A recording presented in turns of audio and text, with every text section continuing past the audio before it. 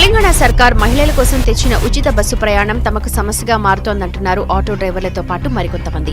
అటు మంచిర్యాల జిల్లా చెన్నూరు పట్టణంలోని బస్టాండ్ నుండి కోటపల్లి మోడల్ స్కూల్ కి వెళ్లి చదువుకునే విద్యార్థులకు సరిపడా బస్సులు లేక నానా ఇబ్బందులు ఎదుర్కొంటున్నామని ఆవేదన వ్యక్తం చేశారు.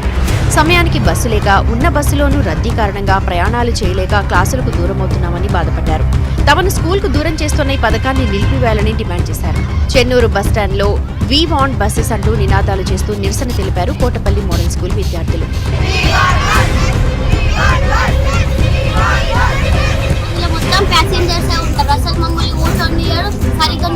చౌటుప్పల్ రూట్ లో పోయే ఈ బస్సుల చూడుండ్రి పబ్లిక్ ఎట్లా పోతున్నారో. అసలుకే కాలేజీలకు పోయే టైంలోనైతే బస్సు ఫుల్ గా నిండి నిల్చోనికి సుతం జాగుంటలేదట. గిట్లా ఆఖరుకు ఫుట్ బోర్డు మీద కూడా నిల్చోనికి జాగలేకపోయే వరకు ఇగో ఈ మోదవారైతే ఏకంగా బస్సు కిటికీల కాలు పెట్టే కూస్తున్నాడు. దయచేసి డబ్బులు పెట్టి నిలబడాలంటే మా వల్ల అయితే లేదు. మీరు లేడీస్ కోసం సపరేట్ బస్సులన్నా పెట్టి ఉపయోగం చేయండి, లేకపోతే మాకన్నా సపరేట్ బస్సులు పెట్టి ఉపయోగం చేయండి. ఫుల్ టైట్ అయిపోయింది బస్సు.